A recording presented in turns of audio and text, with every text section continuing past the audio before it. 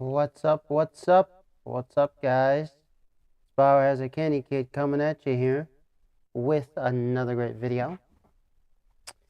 And in today's video, we're going to be doing Flight Simulator X Steam Edition. I got my controls at the ready. We're going to fly the Cessna 172 Skyhawk. And we're going to have some fun. Yep. So we're going to be flying the Cessna C-172SP Skyhawk.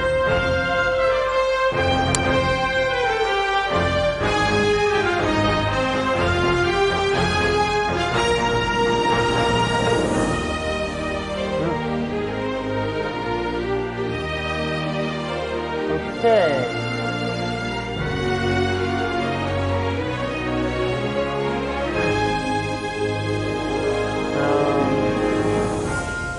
So we're gonna go to Flight Planner.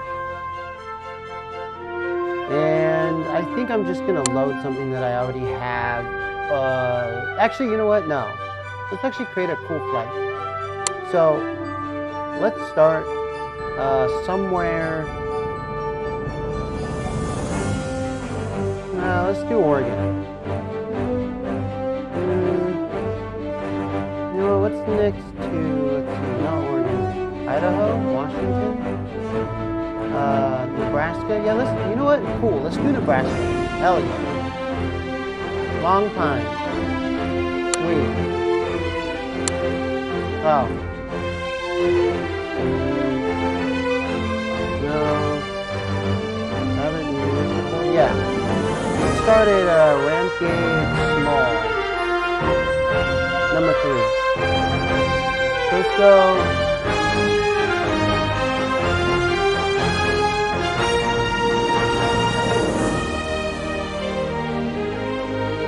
Okay, so we are doing Nebraska, Obion Municipal, Rampage Small, and we're going to choose Nebraska.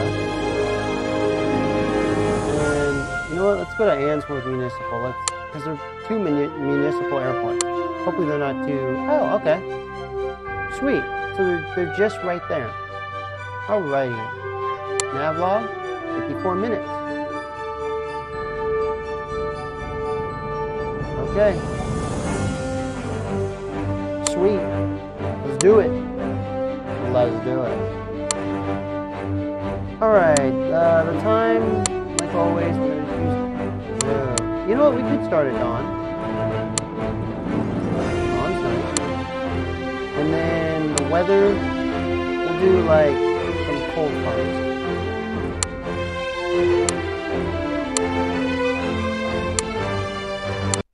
Alrighty.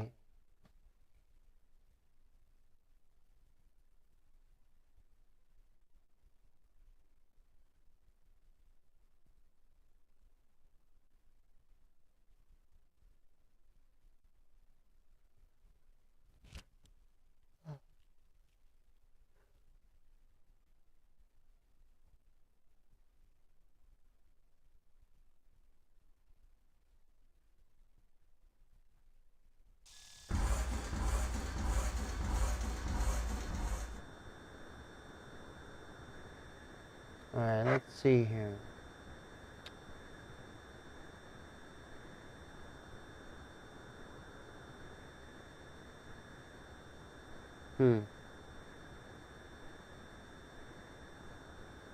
Alrighty, we are going to...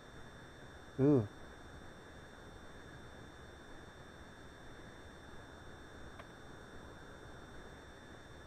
Okay.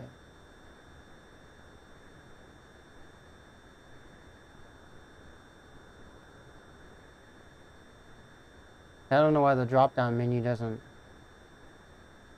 come up.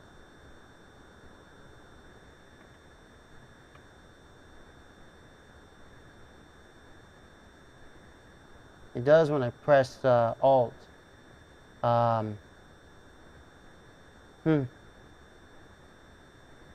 okay. Alright. We're all good. Let's do a walk around.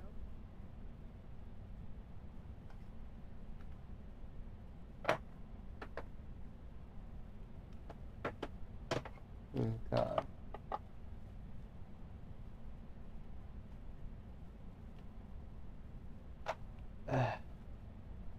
Okay. I'm just setting myself up here. Alrighty, so this is the flight we're doing. This is the airplane we're flying. Let's see, GBAFM, or G-BAFM is our call sign. Alrighty, so this is the airport, and as you can see, it's pretty basic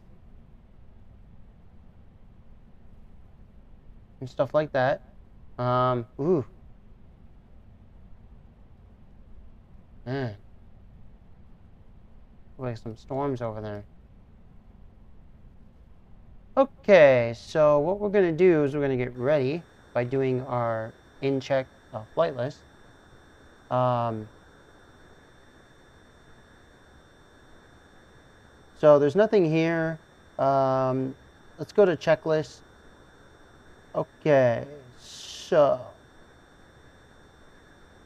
first we want to, let's see, nav log. Okay. There's also mission, there's references, there's messages, there's keys. Here's the nav log. It says it's not for operational use, so you can't use it in the real world, of course. But we're going from KBVN to KANW. And then if you look at the fuel and the time, you know, it's 53.0, 0.00, you know, 54 minutes, you know, 0.54 minutes, all this stuff, your estimated time, you know, EST, ACT, I don't know what all those mean yet. I'm still learning, even though I've been playing flight simulators for a long time. There's a lot of things you still learn, you know. Estimated fuel, 9.5 gallons. The distance is 99.7 nm, which is, I guess, Newton meters. And then here's a Bayonne Municipal to Ainsworth Municipal. If I botched it, that's my fault. Estimated time en route, 0.54. And then, of course, here's how many pounds it is, 56.9. So this is just the check. Let's see, it's just nav log. So now let's go to checklist. Yeah, okay, checklist.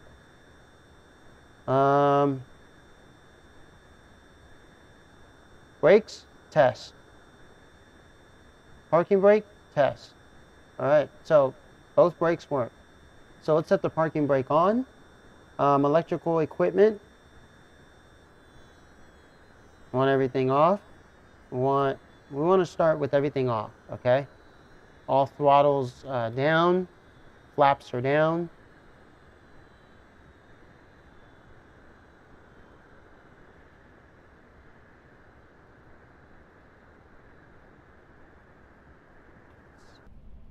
All right, lights are off.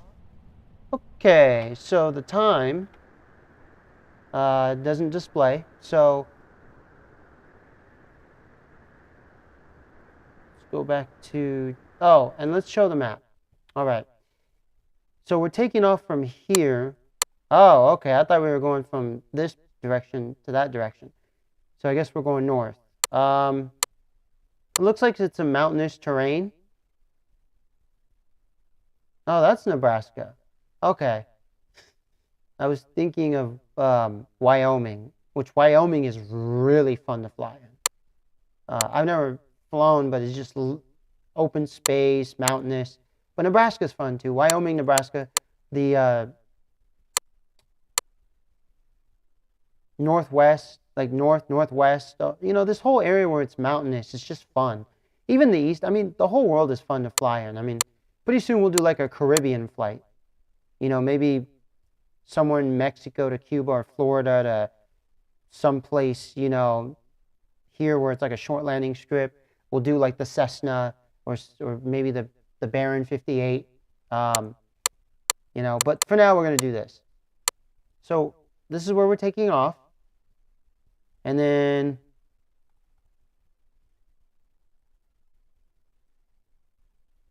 this is where we're headed to.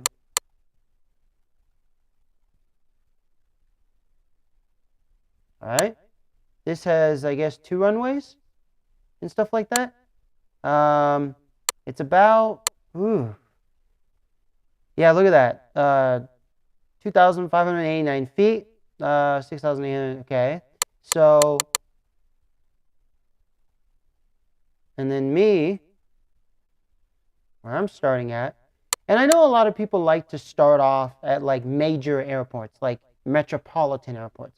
Yeah, that's fine. I mean, a lot of people like to fly the Boeing 747 or the Airbus A220-300 or whatever. People love to do a lot of those type of videos, and that's fine. I have no problem with that. I like to do that too. I'll do some videos of me flying big jumbo jets. But I think where it really is interesting is when you start to fly small civilian aircraft. Say, for instance, you take off from French Valley and you go to maybe Hemet Ryan Airport, which is, you know, like not even a 5-minute flight, you know, between both airports, because Hemet is just a little bit northeast of Temecula, French Valley, you know, Murrieta. Or if you go from French Valley to like San Bernardino International, which is not too big, you know. It's not LAX or, you know, Tokyo International or Frankfurt, Germany, you know, International. But I think these small airports like this one, which just, you know, has 1 runway, I think it's pretty fun, you know, to fly in these. Fly from here to another small airport. I like municipal airports a lot because most of them offer a challenge. Simply because, well, most of them aren't these big airports where, you know, with the, like if I were to fly to, from French Valley Airport to Edwards Air Force Base, that's a big runway for those big military aircraft. I could land that easy. You know, even in real life, like not me, but a really good pilot who's been flying for, you know, 20 plus years. That runway is so large that you can't make a mistake, and it's flat. So, and there's, I mean, coming in there is an easy, you know, breezy challenge because it's not, there's no mountain in front of it. There's not all these big buildings, you know. So, but these small airports, you kind of notice they're in like these challenging areas because there's obstacles in the way. Like the one at French Valley Airport.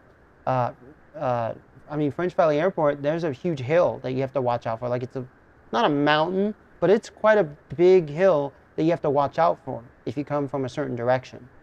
So, you know, I like these challenging airports, you know, small. And even those dirt strips that are just in the middle of the mountains, you know, just for like emergency landings. Those are fun too. Let's see, open one for hinge throttle. Okay, so. Like, we'll give it just enough throttle. Mixture, we want it to be rich. All right. Propeller area clear.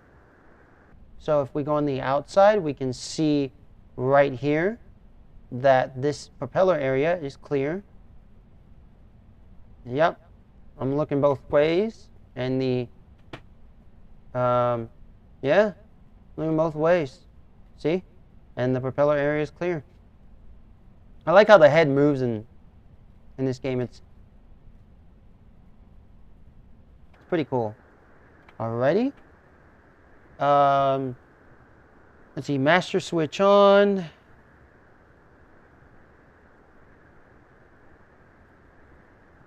Right. Let's see, auxiliary fuel pump switch.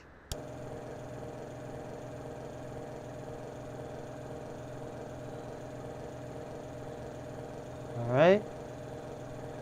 Ignition switch. Let's see, we want avionics on.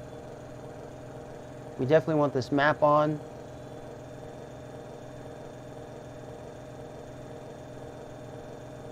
So IFR is instrument flight readings, okay, where you read the instrument panel. VFR is visual flight readings, where you are looking outside the window. You're flying visually. I'm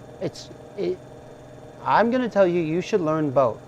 You should learn visual flight readings, which is looking outside the window, and instrument flight readings, and also how to use your GPS.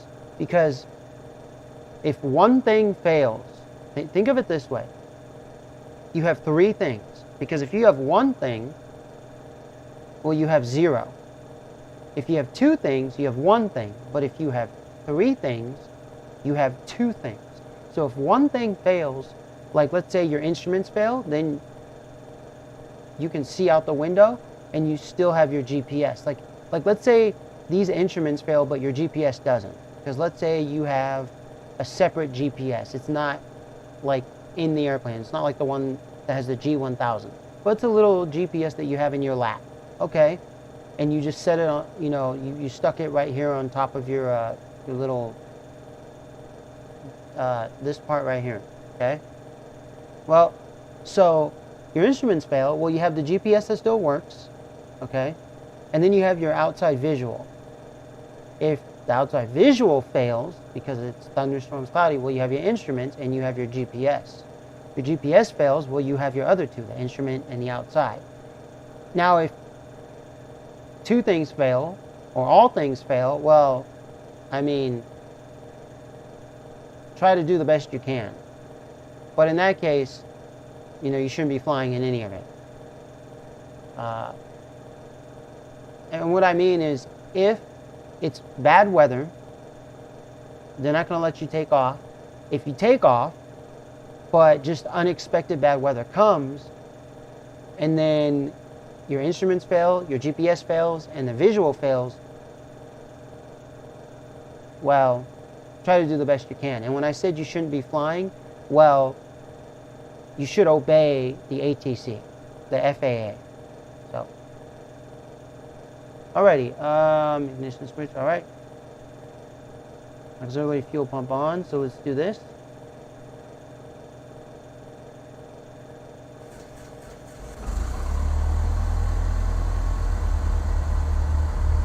Alright. So fuel pump off. Oil pressure check. Alright. Oil pressure seems to be good. In the green. Flashing beacon and nav lights.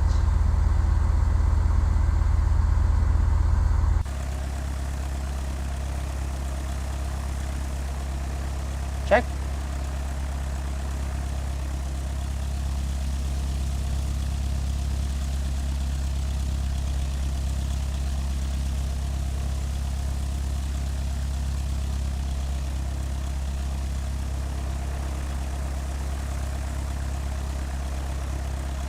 Ready?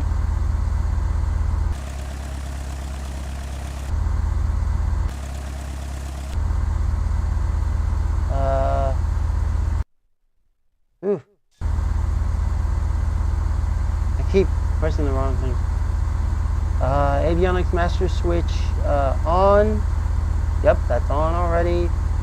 Retract flaps.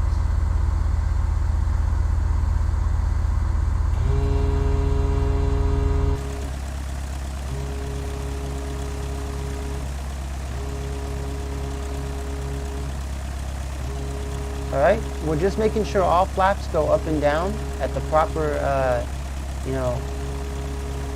stages. Alrighty. Alright, so,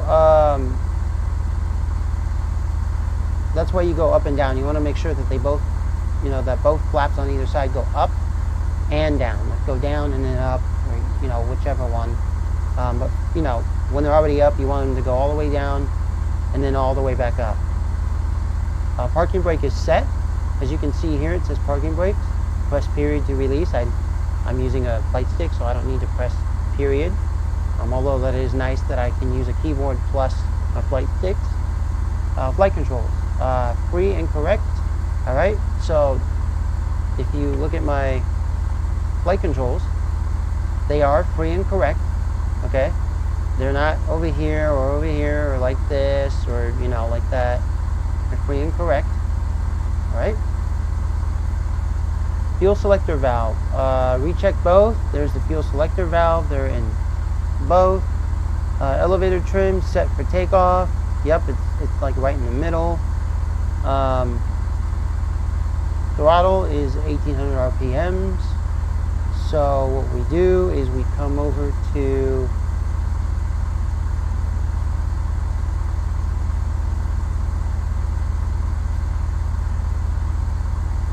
let's see.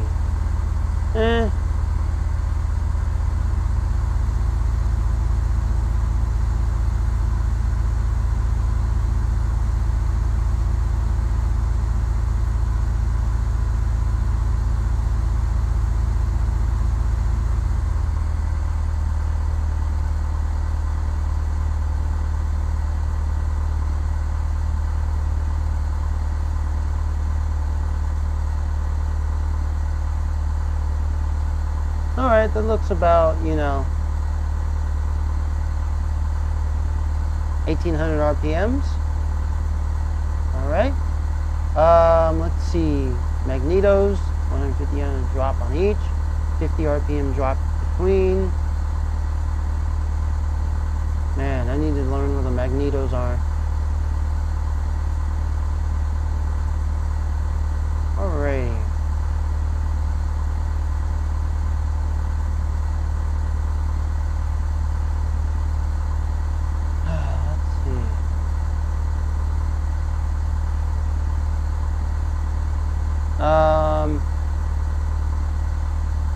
Okay, a section gauge, engine instruments, and ammeter, annunciator panel.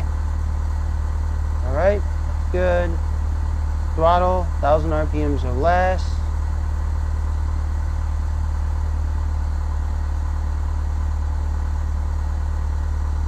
Strobe lights as desired.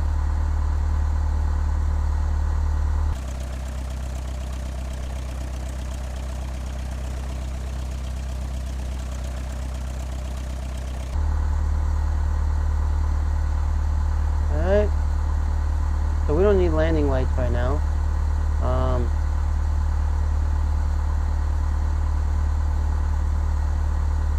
But as you can see, the landing light is on. Alrighty. Let's turn that. Put the taxi lights on. Keep the navigation lights on. Autopilot is set to off. That's already off. That's this section right here. And if I come over here, actually, there even is, let's see. Ooh. Okay, well that didn't, no, it wasn't that. It was, on some other airplanes, it'll show autopilot. So,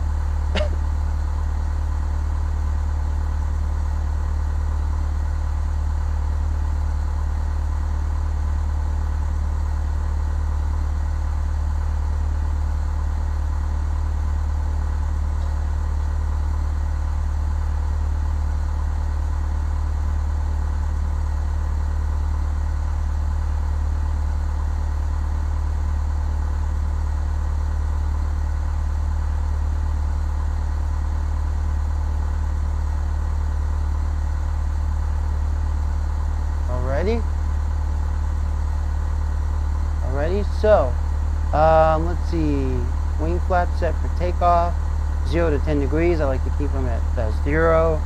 Brakes release, and then so this right here is before takeoff. So we already have so we want to release the brake, okay? And then we're going to do takeoff, and then en route climbing, and then cruise and descent, and then before landing, and then landing, and then after landing, and then securing airplane. This aircraft's real-world checklist have been modified for use with the flight simulator. Okay? So right now, we are going to set the brakes off. Okay? And then we're going to focus on the takeoff. We come over here, we're going to tune into the Automated weather. Kilo, Bravo, Victor, November, automated weather observation, 1414 Zulu, wind 2, 6 at 10, visibility greater than 20 miles, sky condition, few clouds at 1,500, temperature 1 Celsius, dew point 8 Celsius, altimeter 2952. Alrighty. So we just got our update.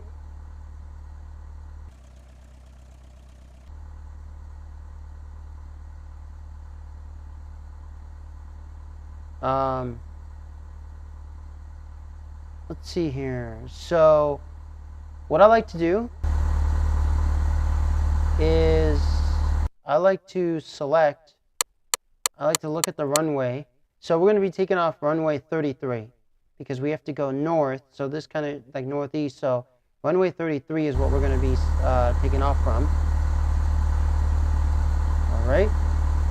So select the runway to take off from. And I'm using my keyboard to press all the buttons. I can use the mouse or whatever, which is really fun. But, you know, learn keyboard shortcuts. All right. So we're going to announce the taxi. Kilo, Bravo, Victor, November, traffic, Cessna, Golf, Bravo, Alpha, Foxtrot, Mike is taxiing to runway 33. All right. And if we look over here, you can see in this little red area, there's this little red box with some numbers. 33 is right over here. And runway 15 is all on this side, which, yeah, that's a doozy to get to. And there's no backup on this plane, so you're just going to have to turn around, just turn the plane as you take off. So we're going to set parking brake off, and we're going to taxi to runway 33.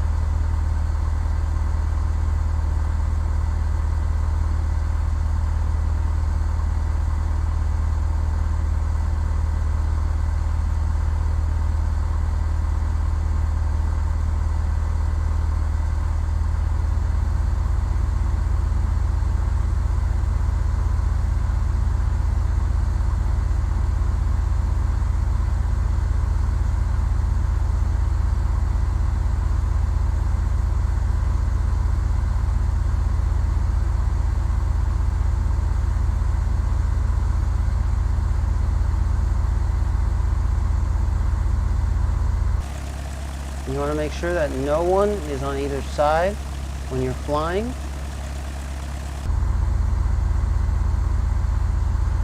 You know, no one is on the taxiway.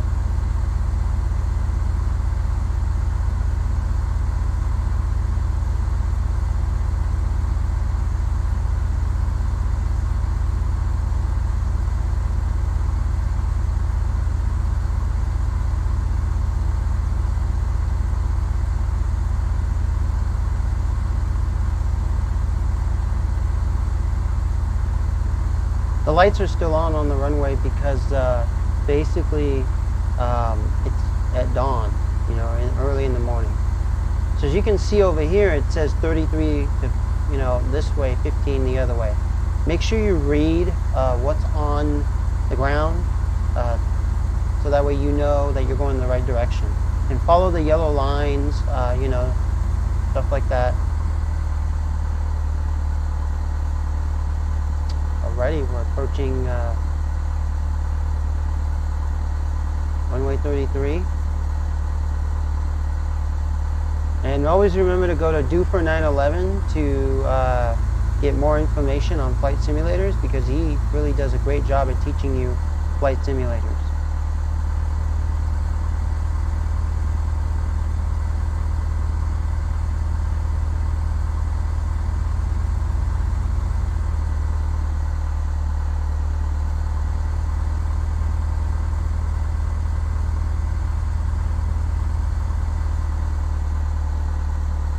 you still have to do this when you're at an airport that does not have a communication tower. You still have to announce, you know, whatever frequency you're on. You still have to announce what you're doing.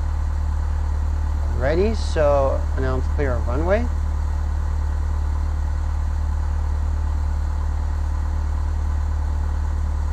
Or sorry, we're going to be departing west. No, straight out. Let's see. Yeah.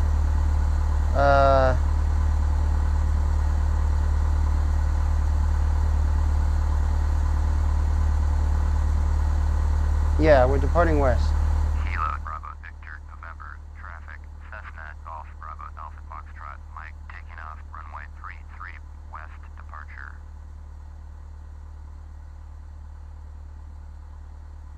Oops, I meant to say east departure. God damn it. FAA is already coming for me. Alrighty.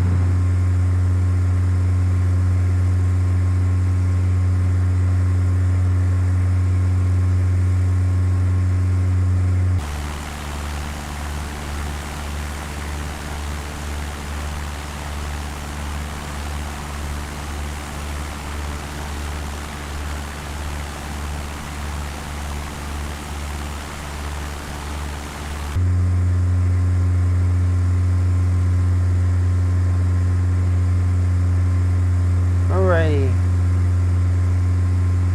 So what we need to do is we need to start climbing.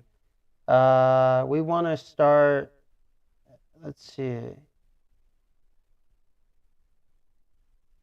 Oh, this is the aircraft's current altitude. So let's take a look. Let's take a look. And what's cool is if you select this, it'll give you some information. Let's see.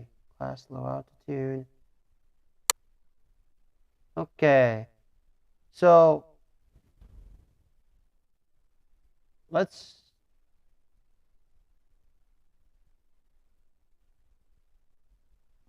go to about 5,000 feet.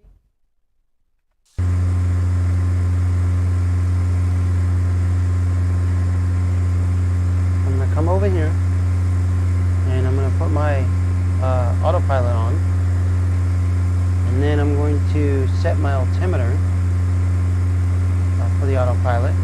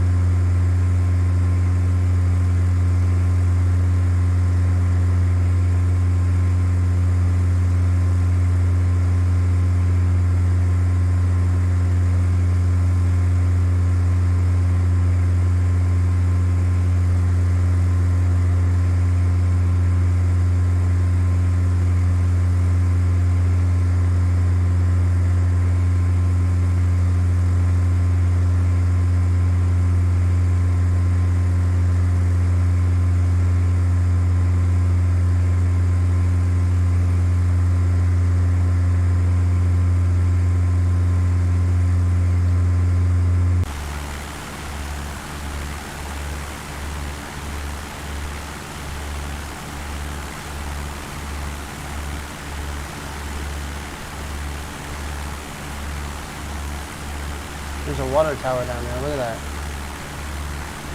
Right in there. Nice. Oh, and it's snowy in Nebraska. Sweet. They didn't change the season. Left it as is.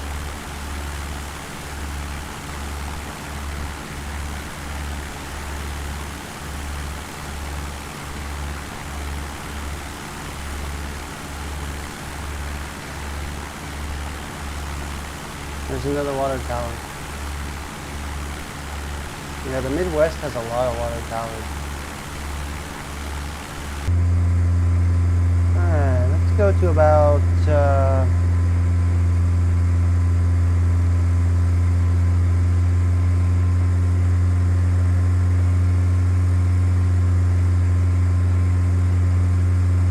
alright, we're sitting on mixture. I know it says 1 hour and 5 minutes, but that's not really what it is. Because I'm climbing.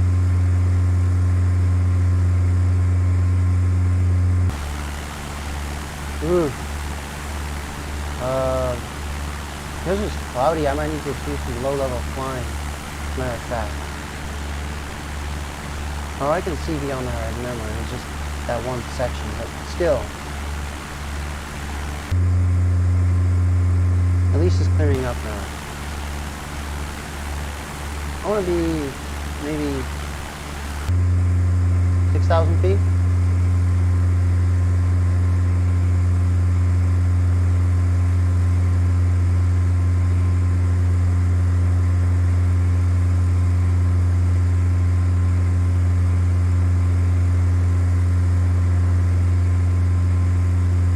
Yeah, let's set the heading indicator.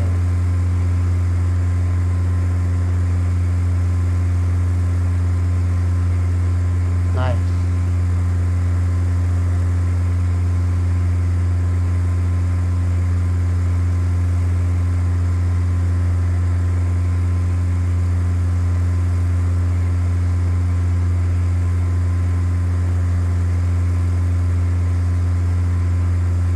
Sweet. All right. We're in the green.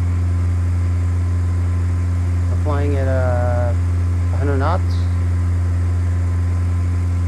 And we're gonna do real well.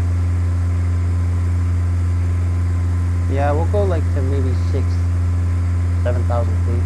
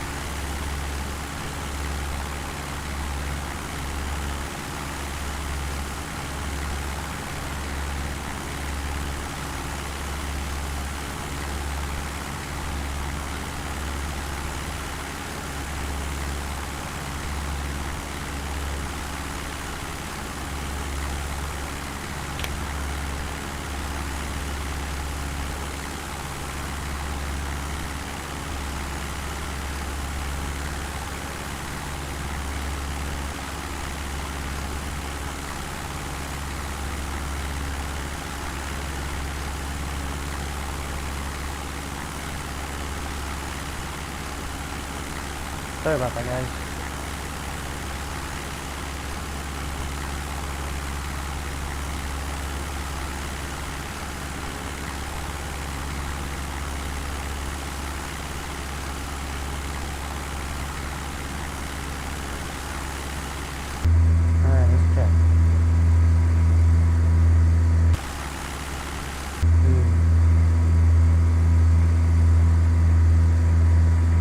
think we'll stay at 7,000 feet.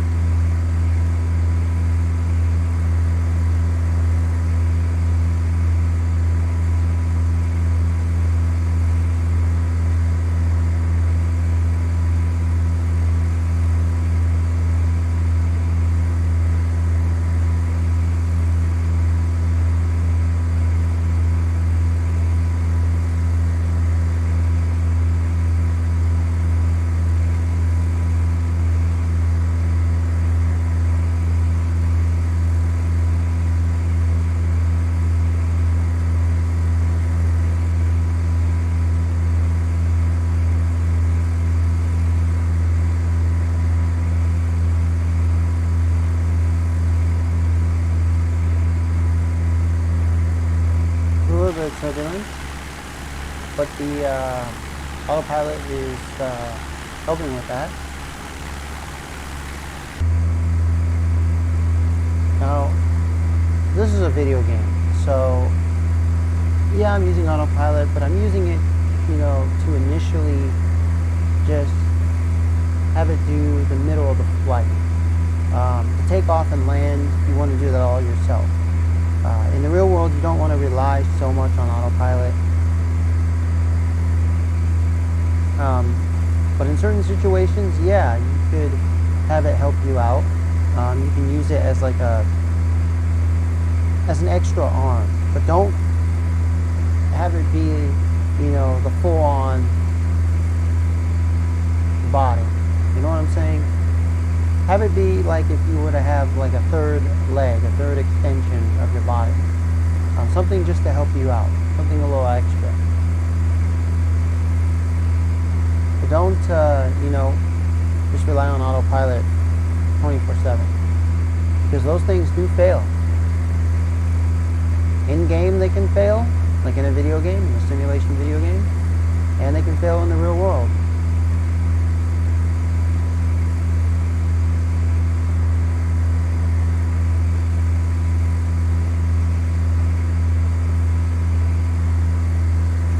So,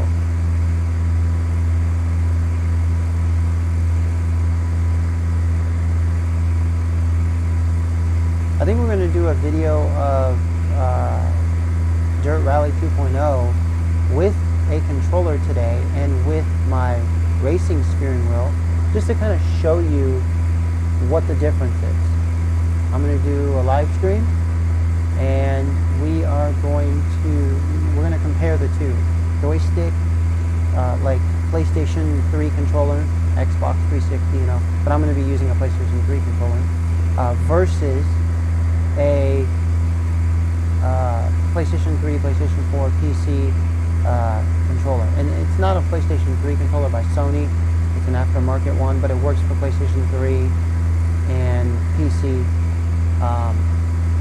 And so I'm going to show you how both of those work and operate.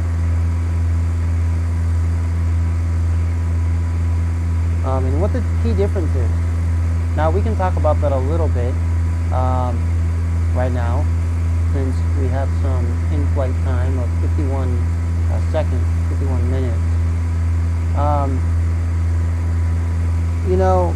A lot of people in this world will tell you, oh, use this controller, use that controller, and stuff like that.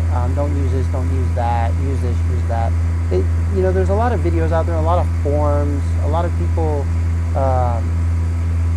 who play video games, and a lot of people who don't play video games. They will tell you all kinds of things. Okay, great. You get all four corners, you get the whole round table. But I'm going to tell you that I am the full round table. And here's what I mean.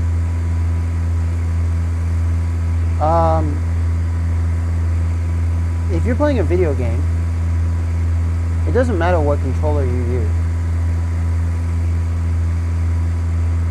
You know why?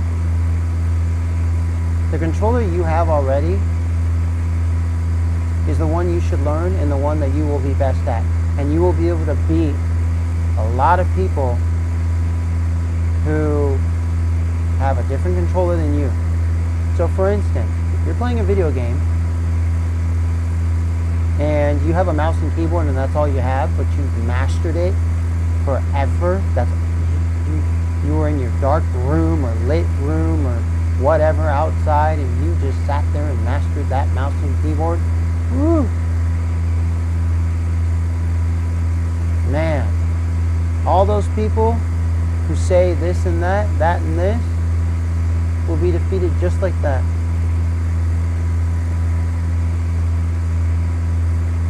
And of course they're gonna, be like, how in the hell?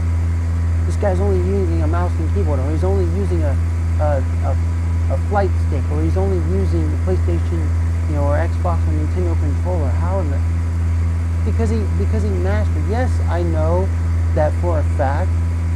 A mouse and keyboard for flight simulators sucks versus a flight stick, because a flight stick is really, designed and developed for flight simulators, because it has very minute, you can do very minute things with a flight stick versus a keyboard, because a keyboard is like, you have to press down on the button to really move left or right with the airplane. With this, look at that. I'm barely touching my, you can't see it, but I'm using one finger to touch my keyboard, and just look at the controllers. Look at these, flight wheels right here. Look at that. One finger is doing that. I'm barely tapping it. And that's very minute, And so yes, flight sticks will do a better job, but if you have mouse and keyboard, you can achieve those same results if you, or let's say you have a PlayStation 3 controller, because I used to use a PlayStation 3 controller for Flight Simulator. It worked just fine. I had no issues with it. As a matter of fact, I learned how to work with it. I learned all the buttons. I learned where the dead zones were. I learned, not to push on the thumbsticks too high up, because then, you would nosedive or you would go up real fast. I learned how to do all that. If you can learn that with a PlayStation 3 controller or a Xbox 360 or Xbox One or Nintendo controller, whatever, a console controller or a PC controller, then great. Use what you have. Don't just go based off of a video that said, or some forum or some person. Don't just go based off of what someone said. Don't even go based off of what I said. But what I'm telling you is, the best one you have is the one you already have. If you want to move on from that, well, then that's a different story. That's basically what all these forums and videos are for. They're, when I wanted a racing steering wheel, it wasn't, what did I do? I looked at racing steering wheel video games. I looked at racing, okay. Sorry, my head kind of exploded there. So I've been playing racing games for most of my life. And I've always wanted a racing simulator wheel. Okay? The wheel and the pedals. With or without a shifter. And so what did I do? Well, as a child, the internet was not, I had it in the house, but, as a child it was more like, back when parents were still parenting. Hey, we'll let you use the internet, but we're going to, be right on your ass. Essentially, my computer didn't have internet, but my parents did, so I was allowed to use the internet for school, look up stuff, and if I wanted to maybe play a game online like Age of Empires 2, the Age of Kings, okay, you get an hour of playtime, and there you go. And parental supervision on what I've looked up on the internet. So, and then, back then, racing wheels, it was the PS2 days, it was PlayStation 1 days, Nintendo 64, Super Nintendo, Sega Genesis, Windows 95, Windows 98, Windows NT, Windows, XP 2000. And so, the thing I only had was a flight stick. So I just used other controllers for PlayStation 2, PlayStation 1, Nintendo, and the mouse and keyboard for PC for my racing game. And I did well. I learned to master those. But then I said, I want to move on from this. I want to get a racing wheel. So later on in life, I started to watch videos, read forums, go to websites, where they sell racing wheels. I started to look at all that. And I started to take it all in and see the whole world of sim racing. And I said, okay, but what are the advantages? What am I going to gain from using a racing wheel, you know, versus using a mouse and keyboard or a PlayStation, you know, or Xbox or Nintendo controller or Sega? Well, what was I going to gain from that? Because I win a lot of races with these old controllers. I didn't have a racing wheel. I know my lines. I know when to brake, when to accelerate. You know. So I kept on researching, kept on looking, and, you know, I kept playing more and more racing games, and, you know, as time went on. So finally, the opportunity came when, and it basically narrowed down to, I want to spend $160. I don't want to spend more than 200. I don't want to spend less than 230 bucks, you know. And, you know, more than 210, let's say, or 230, but more than 200, no less than 100 bucks. And I found that Thrustmaster made racing wheels literally from like $160 to $200. The TMX and the T150. And a buddy of mine, a coworker of mine, had one for 2 years, didn't really use it. He said, I'll sell it to you for, you know, 65 bucks. And I said I didn't want to spend less than $100, but this was lightly used at 65 bucks, and it was a $200 controller. And it still is. Like, I'm just kind of rounding it off to an even number of 200. If you look it up on Amazon or eBay. Alrighty, let's see here. We're going to need to start looking at the nearest airport list. Oh, we want to tune in on Minneapolis. Minneapolis Center, Cessna Golf Bravo Alpha Foxtrot Mike is type Cessna Skyhawk 10 miles south of 88 Yankee. Request flight following. Cessna Golf Bravo Alpha Foxtrot Mike, Minneapolis Center, Squawk 3013. Squawk 3013, Cessna Alpha Foxtrot Mike. Cessna Alpha Foxtrot Mike, radar contact 10 miles south of 88 Yankee, 7000, altimeter 2952. Wow. Right at 7,000. Sweet. Copy, Cessna Alpha Foxtrot Mike.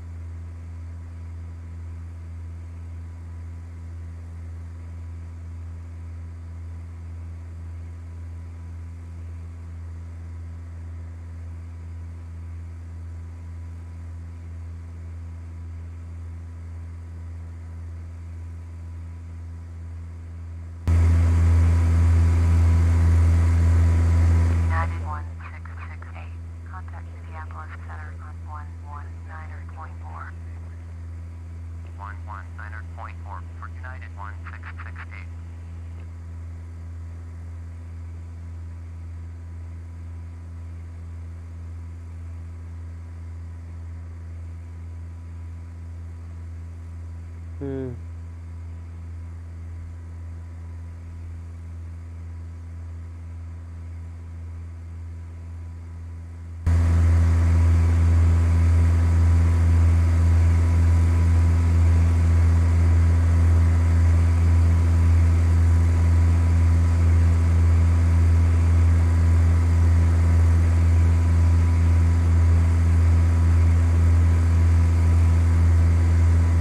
Alright. So, I got the Thrustmaster T150. And I started to use it. And I'm still using it. And do I see any significant changes? Well, yeah, but not something stratospheric. It's not like you're going from 1 to 10. It's more like you're going from, you know, it's not like you're going from 0 to 10 right off the bat. It's more like you're going from 0 to like 3, 0 to 2, you know? And I'll explain.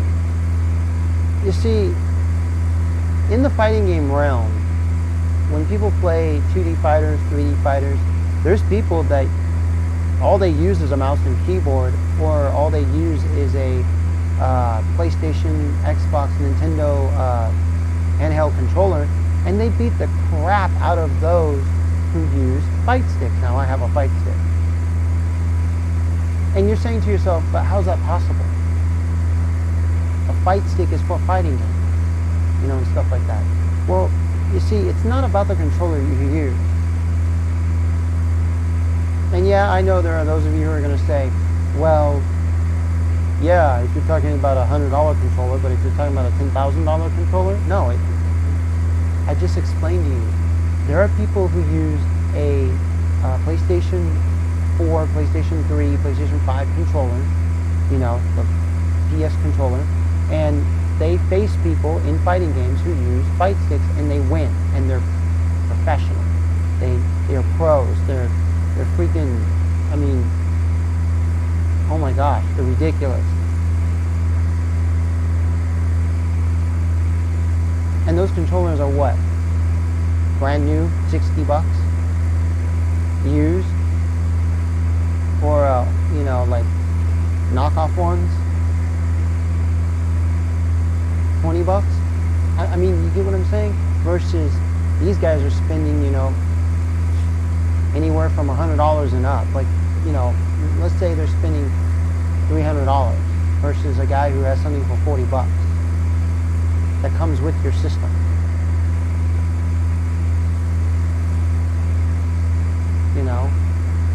Yeah, like I said, I'm pushing this with my, pinky, and it's doing these minute things. So yes, there are advantages to it. You see it. Look at how the wheels are, like, the steering wheels on the airplane is moving, and I'm just lightly touching it.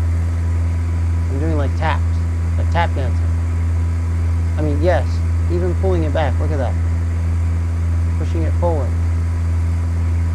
Okay? Yes, those are things that are very minute. So yes, a steering wheel, a flight stick with throttles and pedals and all that stuff. Yes, it has its advantages. But if you if you want to really get intricate into the minute details, the small details, but if you want to take the big picture, if you want to look at the big picture, you want to take it home and look at it, examine it, they're all controllers in the end. And if all you have is a mouse and keyboard to control what's in the video game, and you learn how to master that, then there you go. You don't need to go buy some $100 thing right off the bat. Start with what you have first, and then look for something beyond what you have. Because yes, you will see the limitations soon enough. Yes, the limitations will come, and then you'll say, okay, now I need this because the limitations of this are higher than what I'm using right now. For instance, the PlayStation 3 controller that I was using for flight simulators on my PC had some limitations. Now, yeah, I could, adjust those limitations in game. Like I could go into settings, the controller settings, and slide the bar, left to right to kind of fine tune it. I could do that. I didn't do that. I left it as is.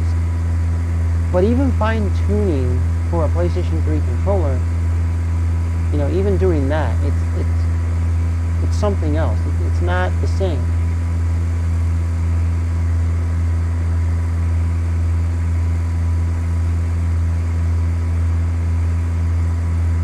It's not the same.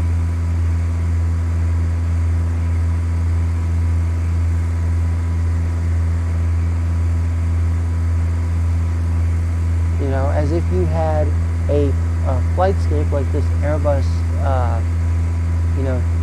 officer's pack, flight stick and throttle, it wouldn't be the same. Because these, you can really fine tune and do minute things with the fine tune. Like you can really dial things in. Whereas a PlayStation 3 controller, even fine tuning it and dialing things in to like exact millimeters of specifications, it's not going to cut it, because the PlayStation 3 controller itself, the buttons, the dead spaces on the buttons and sticks and the triggers, it's just, they're not like flight stick controller, dead spaces. It's just not the same. But yes, fine-tuning it will help a little bit, sure. Every little bit helps. So what I recommend is, if you do flight simulators, don't just get a flight stick right off the bat. Don't just be like, oh, I have to get this right off the bat. No. Look, if you're on console and you're playing Flight Simulator 2020, okay, Microsoft Flight Simulator 2020, or you're on PC, stuff like that. If you get a flight stick for free because someone has one, they don't want anymore, or you just got one for free from the company because, hey, they're giving away a free product to whoever signs up, whatever. You just happen to get a free one. Okay, I can't say anything. You got a free one. But if you didn't get a free one and you have to go out and buy one, what I suggest you do is you start with what you have. So if you're on PC, use mouse and keyboard. I know it's limitations. You're going to say, oh man, it sucks. Like, you're going to say that right off the bat, and the next day you're going to want to go get a flight stick set up. But no, just use it for a couple months, a year, 2 years, a year, at least minimum. And then, get the feel for the game, get the feel of what you should do. And then, once you've met the limitations after a year of the mouse and keyboard, then go get the peripherals, go get the flight stick and the throttle, stuff like that. Don't just, I got X-Plane 12, or X-Plane 10, or prepared, PD3, or Microsoft Flight Simulator, or whatever. I got Ace Combat or something. Oh, well, these are flying games, so I need a flying setup. When I was, early teenager, young child, yes, my parents bought me a flight stick. I didn't have the throttles, but the stick did have a throttle part on it. But, like, I was using mouse and keyboard before that, and then, my dad was like, isn't there something that we can get you that is, like an airplane kind of, like, stick that plugs into your computer? Didn't we see some of those at CompUSA or Best Buy? And I said, yeah, because I even told my parents, hey, remember those things we saw at CompUSA, the full flight simulators, this and that? My parents got me one. They got me one, and I had no qualms about it. As a matter of fact, I loved it. I don't know why I gave it away. I probably broke it or something. As a child, you just do wacky things. Weird. See, I don't know why I'm drifting that way.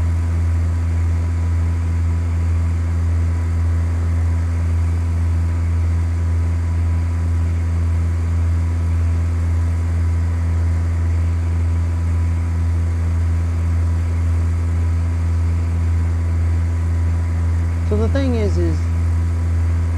use what you have first. See if you like the game. Test out all the things in game, and then go get your stuff. That's what I did. I got back into flight simulators, long ago, and then I said, well, let me use my PlayStation 3 controllers or whatever controllers I have laying around the house. American 59er Heavy, turn left heading 230, descend and maintain flight level 34. And then I'll go get myself a flight stick. And what I did actually, because a friend of mine already had a flight stick set up, him and his brother, I said, hey, why don't I just use his? Like, why don't I test his out? He has the pedals, he has the stick, he has the throttle section, and stuff like that. And so I got to test out everything. And he has a Thrustmaster setup. He has the, not the TCA Officers Pack, but he has the other one. And stuff like that. The one that's more for like combat. The sticks are both the same, as a matter of fact. The only difference is his around the bottom of the stick part, there's a little ring that lights up orange. But I have like, mine doesn't. So there are some key differences, and the throttles are different, you know, but the sticks are the same. So the thing is he let me test his out, you know, and I was satisfied, and I said, you know what, I like Thrustmaster. They, for mid-range stuff, you know, seems to be pretty good for the mid-range stuff. It's well built, works just fine, plug and play. I'll use it. And so I decided to get myself, I wanted the same one he had because I had to use his, so I kind of know how, you know, it works already. But the prices on those at the time, you know, that I was looking for them, they just went through the roof. And some sellers said they weren't available. So I kept seeing this Thrustmaster TCA Officers Pack, and I said, this is just the same deal. And the price was a little cheaper on this one. And this one's a little bit newer than the other one. So I decided to get this one, and it works just fine. There's an add-on that I can get to the, to the throttle quadrant. It's a throttle quadrant add-on, which has more buttons and all this stuff. So it's pretty cool. But I'm satisfied with what I have. And then I got a Thrustmaster T150 racing wheel with pedals from my buddy, and I'm satisfied. I love it.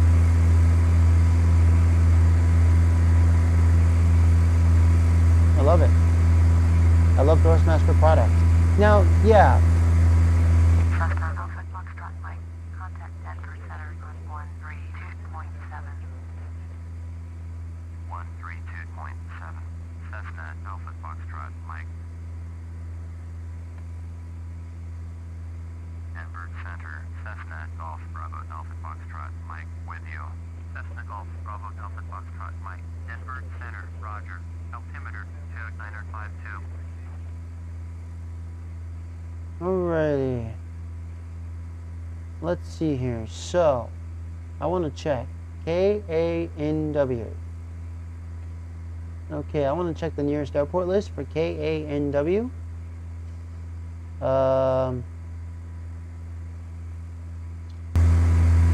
Okay, so we don't have it just yet. So we're actually going to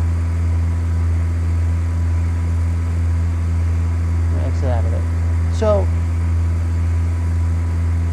you know, and Thrustmaster does make some crappy products, like, you know, it's a hit or miss with Thrustmaster, and what I'm saying as a hit or miss is, it's not that, like, you buy two of the same products, like you buy both Thrustmaster T150 racing wheels, you buy two of them, and then one sucks and one doesn't. No. It's just, Thrustmaster is one of those companies that is trying to be a good quality product at a like the mid-range, mid-price point type of, you know, deal.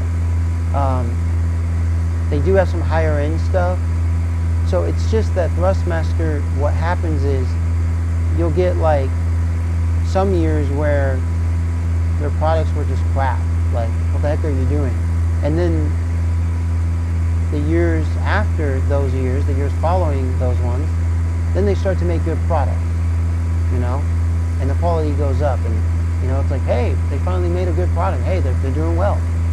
And then maybe during those years of making good stuff, maybe they release something new, and then it just ends up being crap. And you're like, what the heck? And then, like, they pull that one out, and then they retry that one again, and now it's good because they fixed all the issues that made it crappy in the first place. So they're a company like that. So what I got is pretty good. It works, you know. Yeah.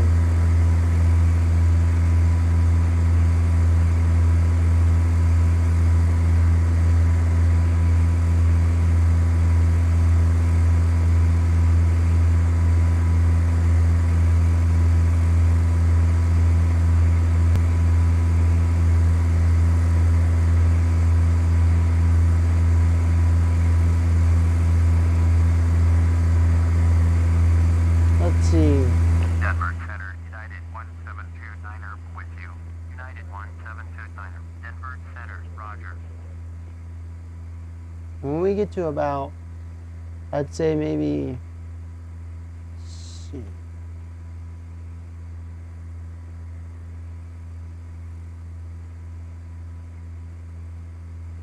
Let's keep it on here. When we get to about like maybe 15 minutes, we'll be able to see, the airport on the list. What we're looking for is KANW to let them know, so we can radio in and let them know where we are. Oh, there's another municipal airport. I might fly to that one. And there's another. So there's Stewart Atkinson Municipal, which is AV2. And then there's another one, which is the O'Neill Municipal Baker, KO&L. Rockco, Abbott. There's a bunch of these, small airports out here.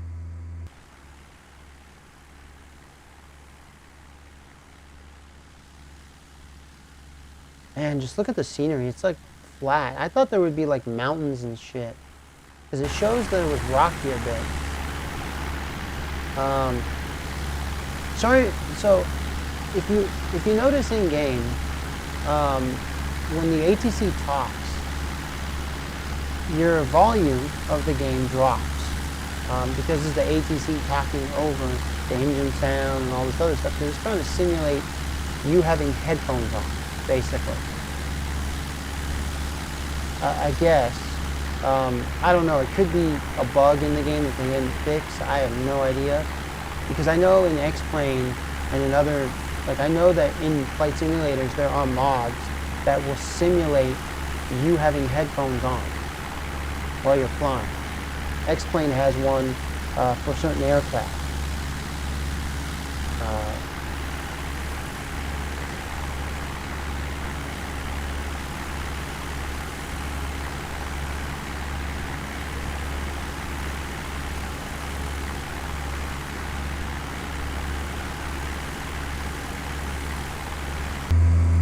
So,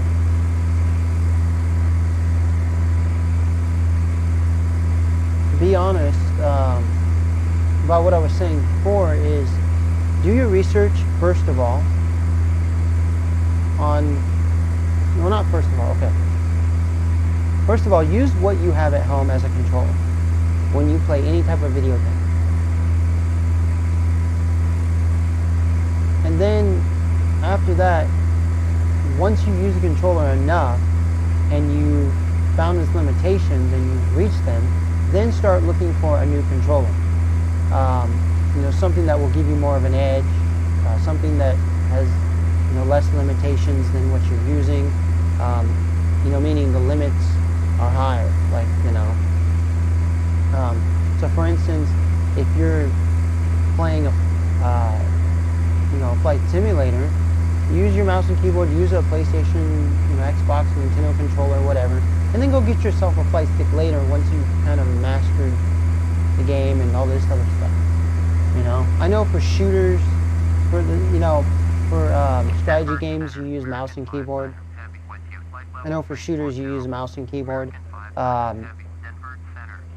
know there are light gun type deals for computers and stuff. Yeah, you can use all kinds of stuff, when you're playing RPGs and all this other stuff, adventure games, yeah, you use mouse and keyboard, so there you don't need to look for,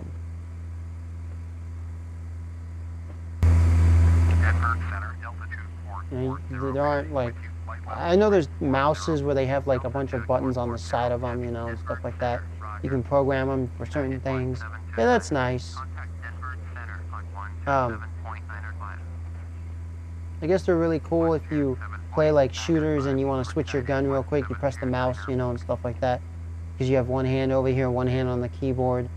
I know you can switch your guns on the keyboard and stuff. So,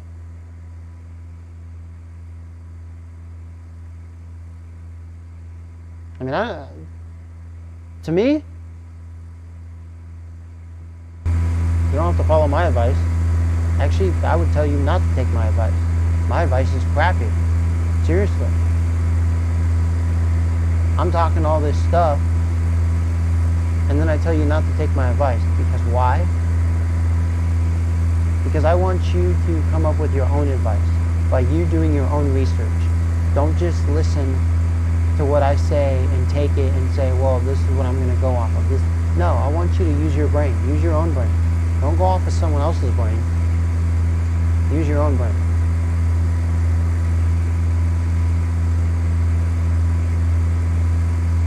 Because if you don't, well, I mean, then you're just a robot. You're just a cog in the wheel. And I don't want you to be a cog in the wheel.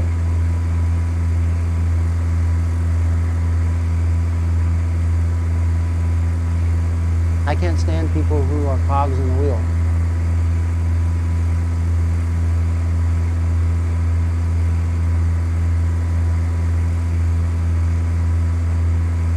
Ooh, look at that. Nice big tower down there. Like a radio tower for airplanes. Very long. And, man, I don't see any landing strips. Check once in a while, because okay, here's the thing. So if you're playing fails, you want to check around for landing strips. Of course, I don't have failures on in this game, so you know.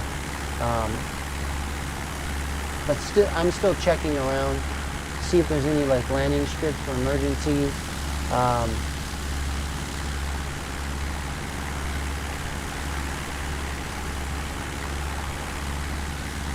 You know.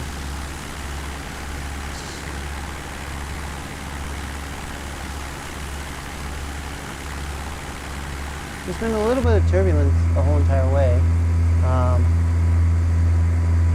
Right, we're at 17. Aha, KANW, number 5, look at it right there. What did I tell you? Right around 15. We're at 17. It already shows right here, Answorth Municipal, which is KANW, which is what we're supposed to be landing at, and it shows right here on the GPS, on the Garmin GPS 500. So we're going to press number 5, and we're going to tune into automated weather. Kilo Alpha November Whiskey automated weather observation 1513 Zulu. Wind 295 at 10. Visibility greater than 20 miles. Sky condition, few clouds at 700. Temperature 8 Celsius. Dew point 6 Celsius. Altimeter 2952. All right. Select a runway for landing. Ready. We come over here to the map.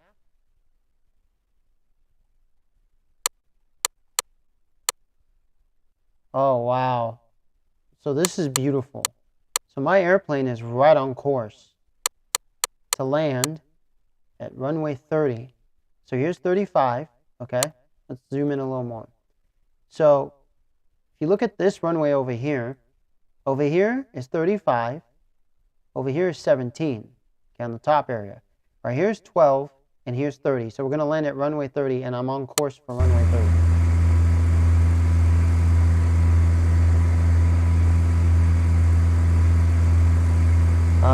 So we're going to announce full stop landing, not touch and go, and not select the runway for landing, and not back.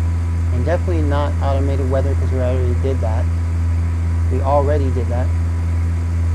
First, we're going to announce our position.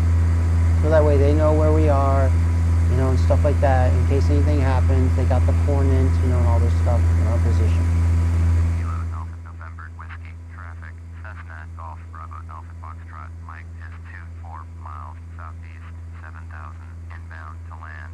Runway 30. Now there's no, there isn't a tower here, so they're not going to read it back to you. They're not going to tell you anything. So you're basically just letting the people at that airport know.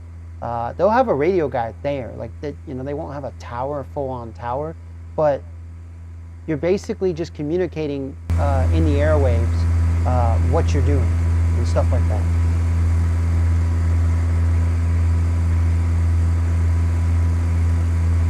Communication is key when you're flying. Never not communicate, because that could result in the FAA taking away your pilot license. And you wouldn't want that. I'll tell you this. Okay, let's get ready to land. All right.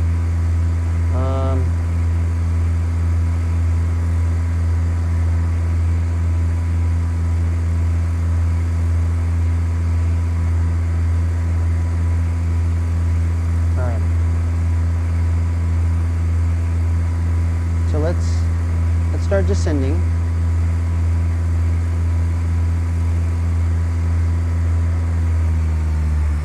We're going to throttle down a bit because we're descending and we don't want to go too fast.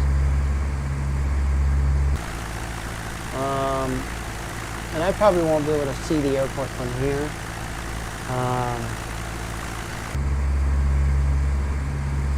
But if I check this new map, there it is.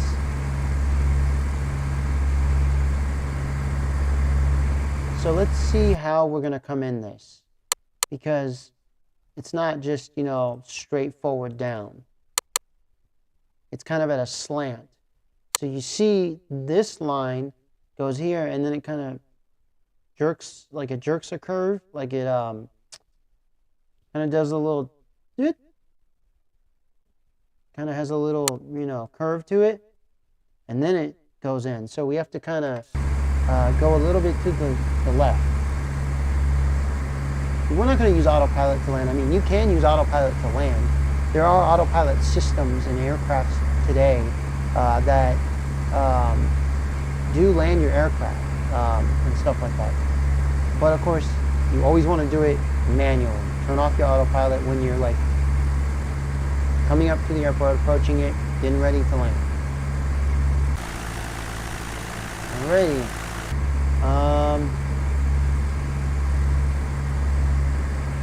Yeah, because I didn't want to go over 120 knots, 120 knots. I wanted to kind of stay kind of in the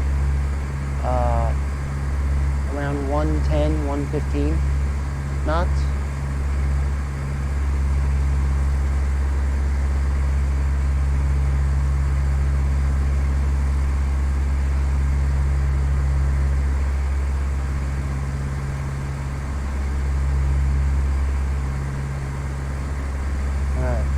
Mixture set.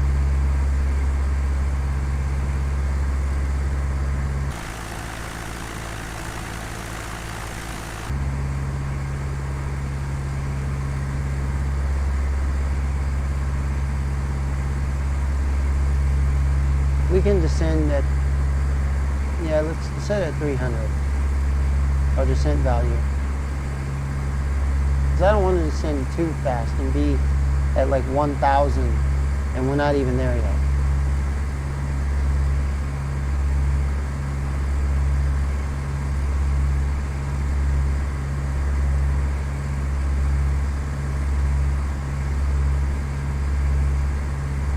Ready? Let's take a look at our surroundings.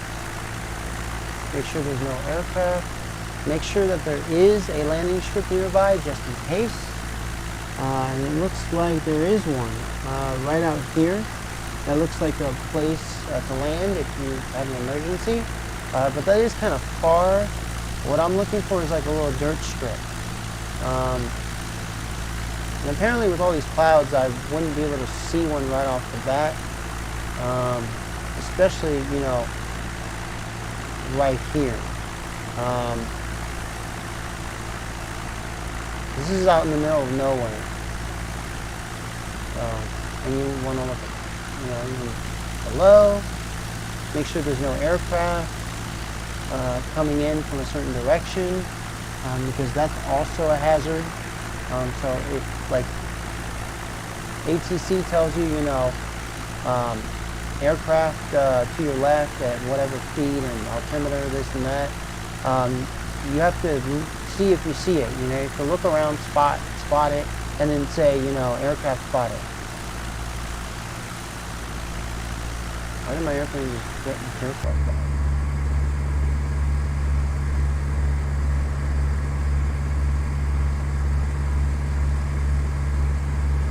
Alrighty then. I'm glad you guys could join me for this wonderful flight. It's been a pleasure flying with you today. I know you're not flying with me, but you know, it's been a pleasure to have you watching my flight videos. Alrighty, so we're coming in just shy of 100 knots. And this is perfect because we're kind of getting set up for it, for the landing. So we're at an estimated 9 minutes.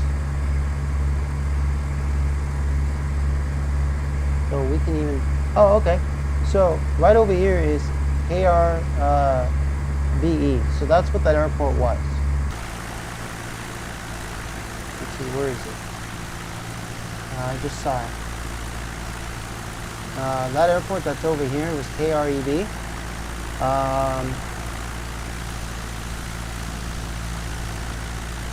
It shows that there is a little landing strip out here. It's just a dirt strip.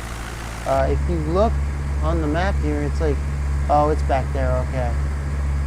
Alright. Yeah, it's somewhere back here. We already passed it.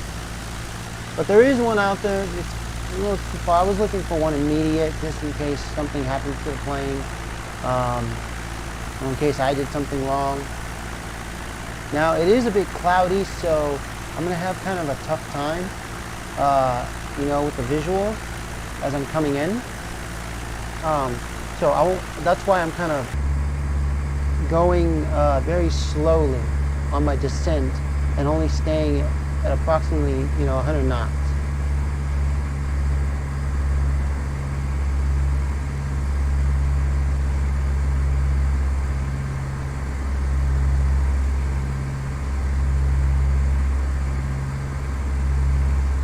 Because I'm still at 5,000 feet.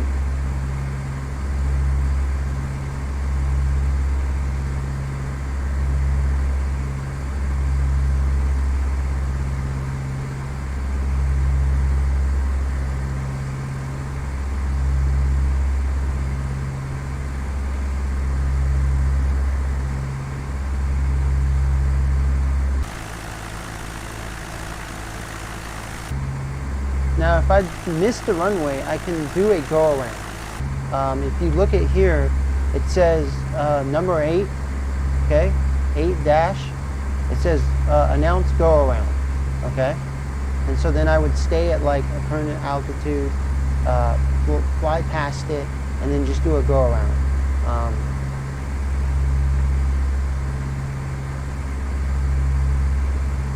Actually, I think I'm going to need to go a little bit to the left. No, to the right. Yeah. Yep.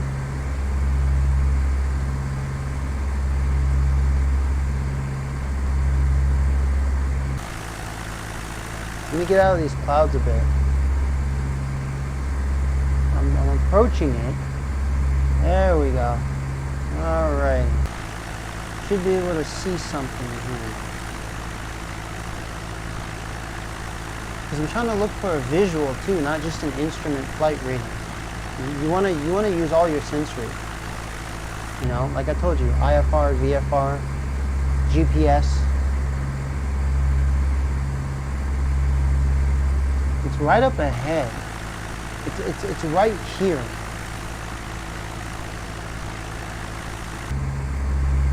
All right, so we're kind of at a 4,000 feet. I'm slowly descending, and there's no need to panic when you know, are coming for a landing. Takeoff is easy. A lot of people, you know, they don't panic when they take off. They're like, okay, sweet, just pull back, take off, end of story. You know, even with a jet, you know, that's fast and stuff, you can do it smoothly, fine. But landing, people tend to like panic for some reason. Like, oh shit, I'm gonna hit that tower. Oh, you know? And make sure you're not too low. Because you don't want to be, there's a certain point where, you know, ATC, FAA will be like, you're too low, buddy. And stuff like that. Because you can hit a tower, you can hit a building. But there are certain altitudes they do tell you to stay at when approaching the airport for a landing, okay?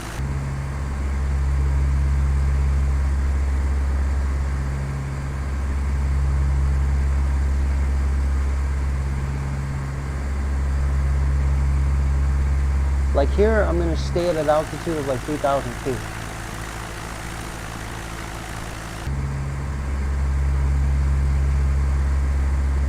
You know?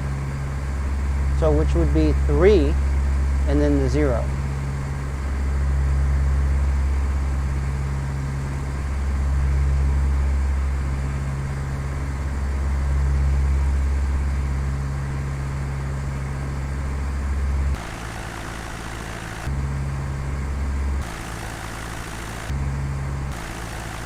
Oh, Jesus, not that one.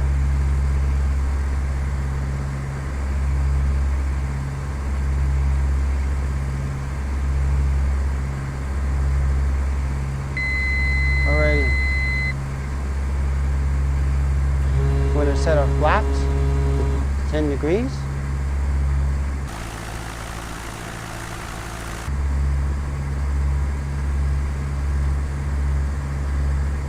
We're going to go a little bit to the left. And I turned off the autopilot because I'm going to land this plane.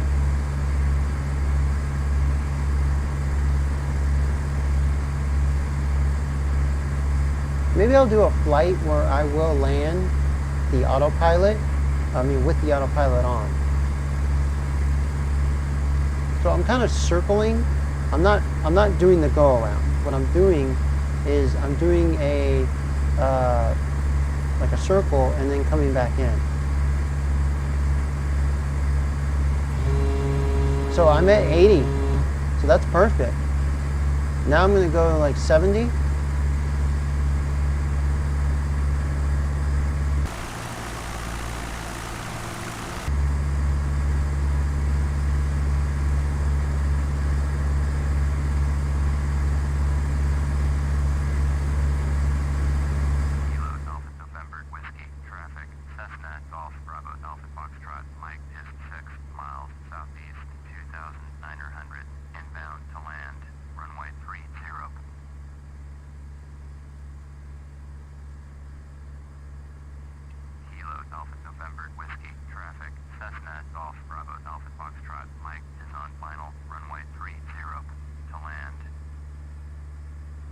So I increased the throttle a bit.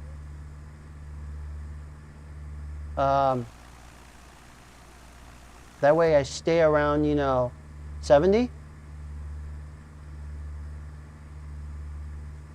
I'm at a good altitude.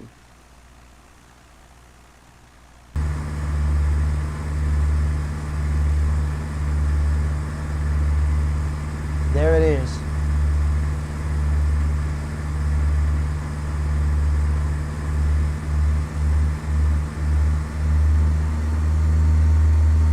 Let's give it some more throttle.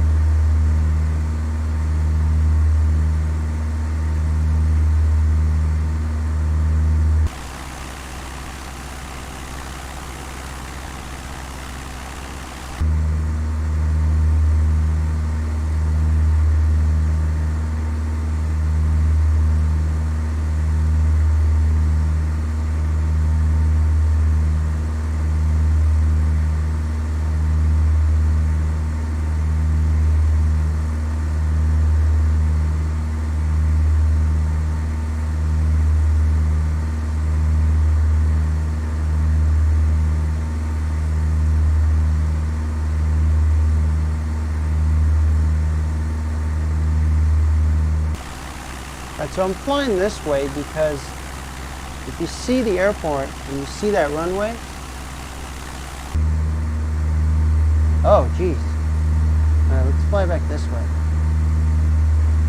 because I want to make sure I land correctly.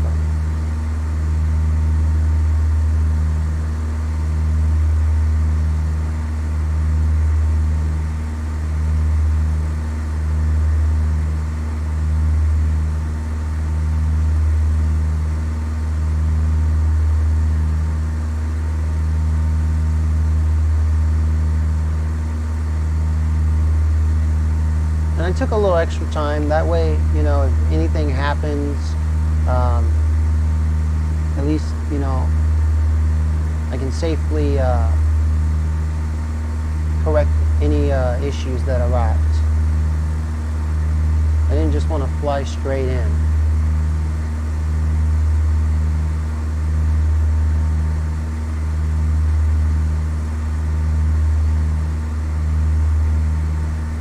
Alrighty, there's the runway.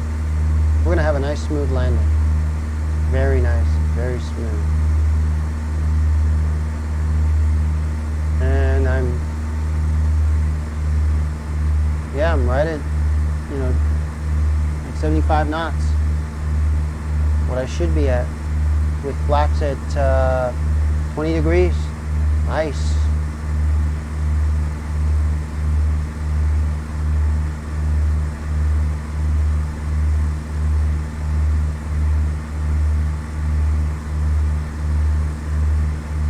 Remember, before landing.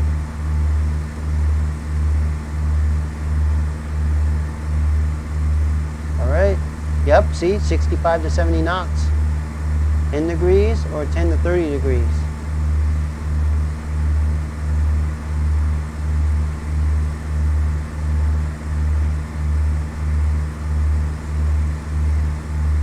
Kilo Alpha November Whiskey traffic. Cessna Golf Bravo Alpha Foxtrot. Mike is 2 miles southeast, 2,900 inbound to land. Runway 30. Kilo Alpha November Whiskey traffic. Cessna Golf Bravo Alpha Foxtrot. Mike is on final. Runway 30 to land. Sweet.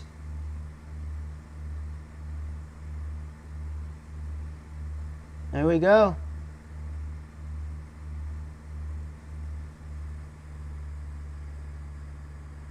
Yep.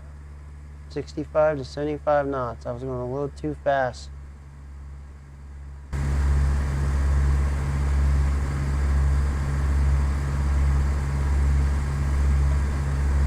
Alrighty, guys. It's going to be a good landing.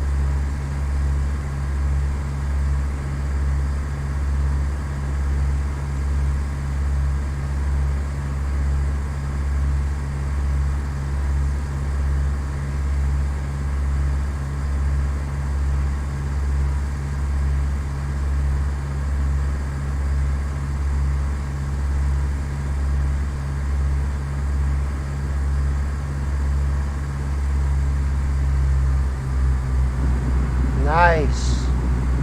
Nice. Nice landing, boys. Put on the brakes a little bit.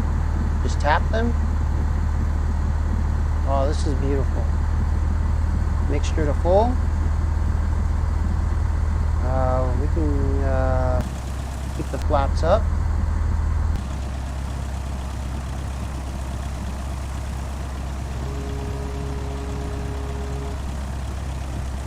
Nice.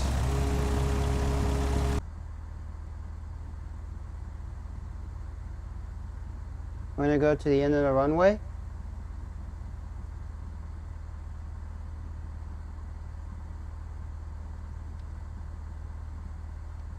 Nice. Smooth.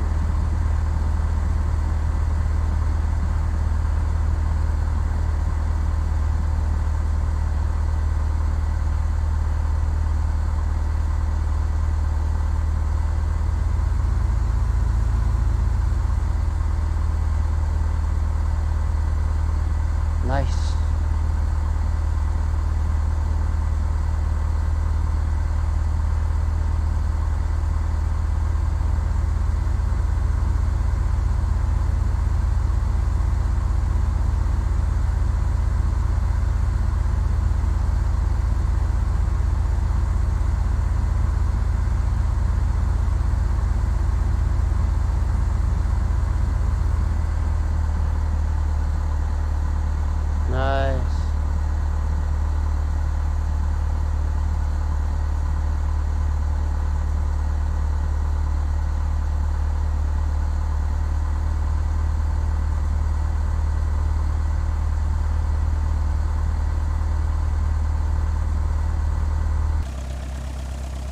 Yep, all flaps are up. Ha.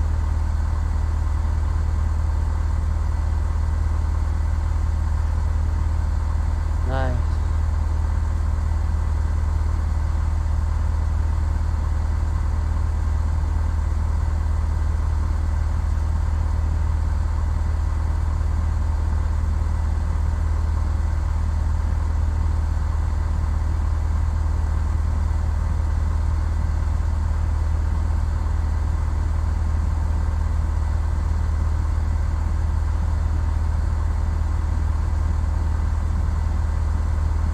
Alrighty, I hope you guys enjoyed this flight.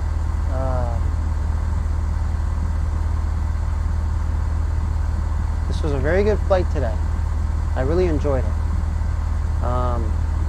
Easy takeoff, easy landing, smooth,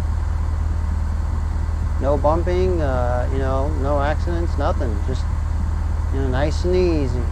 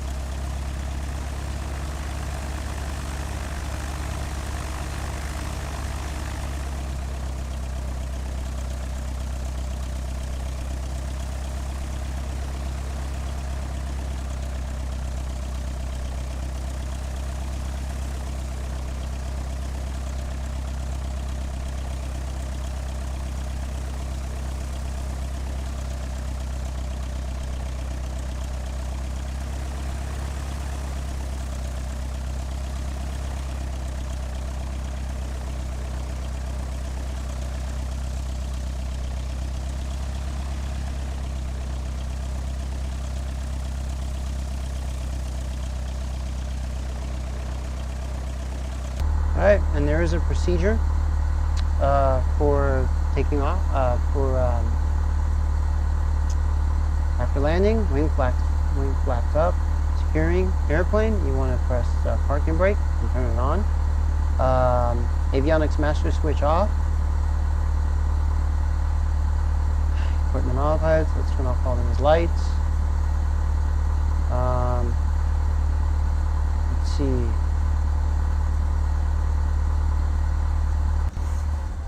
Ignition switch to off. Fuel selector valve, right, left or right to prevent cross-firing.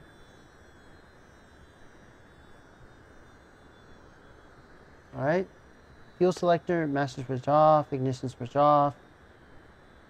Fuel selector valve, left or right to prevent cross-firing, so it's left.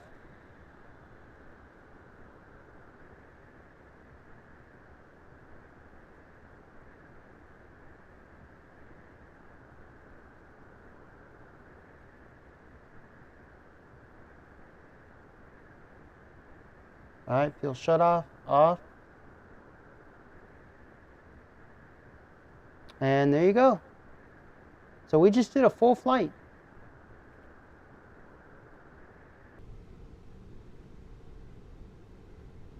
So if you guys enjoyed this flight and you want to see others, let me know. I'll fly different aircraft. Maybe we might do an Alaska flight where we fly the Maui Orion or the Cessna 172 Skyhawk SP. Again, 172 SP Skyhawk, whatever. So yeah. I'm glad you guys enjoyed this flight, because I enjoyed it too. I'll see you guys in the next video. Alright? Please like, subscribe, share. Don't like, don't subscribe, don't share. Thumbs up, thumbs down. I don't care. That's not what I'm here for. Make the world a better place. Expose evil. One microphone, one camera at a time. One microphone and one camera at a time. you know, let's get it done. Let's get it done. Alrighty, guys. Eyes, the Candy Kid's going to be signing out.